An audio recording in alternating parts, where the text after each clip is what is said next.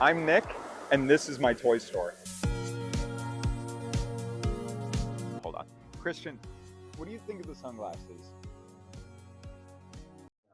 When I bought this store a year and a half ago, I really had no idea what to expect. So when most people buy a business, they might take 6 months, or if they're really lucky, 12 months to kind of get everything in order, make sure everything's good, do their due diligence. I mean, there might be lawyer stuff, there might be a lot of things that could hold up the process. But 6 to 12 months is pretty reasonable. In our case, my brother and I found out about the toy store in November of 2024, and we had purchased it by January 9th. That deal happened in 1 month. This isn't to say that this was a bad idea. In fact, it was probably the best decision I made in my entire life. It's more to say that this is the kind of decision making that I do. If I spend time thinking about how hard something's going to be, I just won't do it. And it's a good thing too, because this really has been the hardest year of my entire life. We took the paint off of all of the front windows of the store, replaced every single ceiling tile in the entire store, revamped and added entirely new sections, overspent tens of thousands of dollars on toys, started doing one free event every month, and all of this while also keeping afloat our other company. Which brings me to the entire reason I'm speaking to you right now, because one of my only regrets over the last year was the fact that I really didn't document any of it. And if I had any idea how crazy this last year was going to be, then I would have filmed every second of it. So that's what we're starting today. Okay, I'm in a different outfit. It's been a few days. We had a lot of stuff on our plate that we had to get done, but I'm finally trying to finish this video, so let's see if I can do it. But before we talk about anything else, let's open up a pack of Pokemon Surging Sparks. I'm so excited to open up a Pokemon pack. We haven't opened one up in forever because they've been out of stock. They haven't been in store.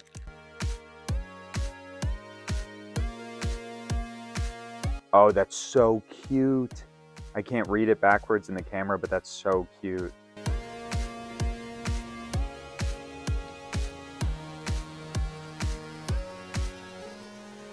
We have one more. Oh, that's so cool. What is that? Tapu Lele. That's beautiful. Great stuff.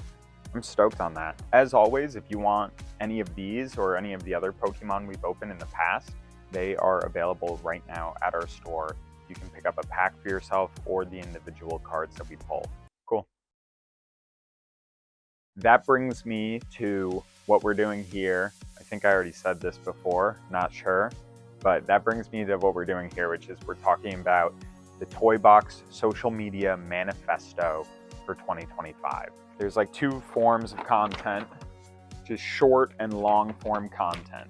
So for the long form, it's gonna be like this, what we're doing right now. This is long form content. Not sure how long, but long. And then we are actually starting a podcast. It's gonna be called Nick and Company, because sometimes it'll be just me talking about the company, and other times it'll be me talking to company. So Nick and Company. And then for short form, we're gonna have standalone videos and clips. So this is the whole thought process for our social media manifesto. Let me back up a little bit, all right? Because I did kind of skip over something that we should talk about. It's a little bit of the elephant in the room. When I first bought this toy store, a lot of people thought I was crazy.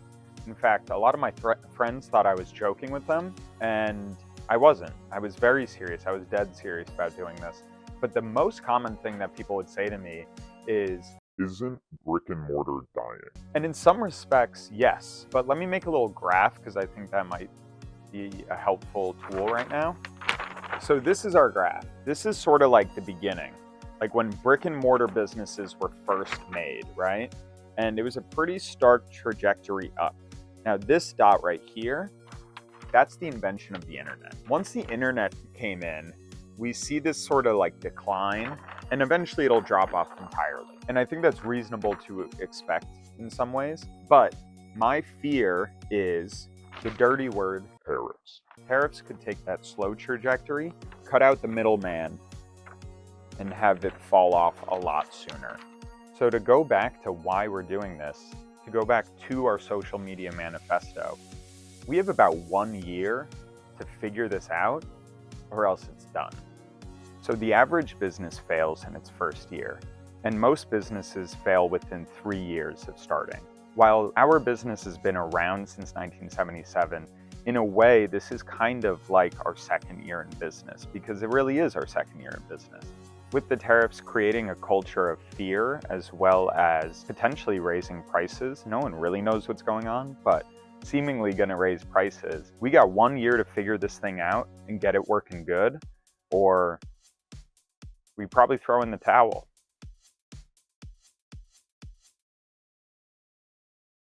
Now, to be clear, I thought that would be funny and like kind of dramatic. I like walked off.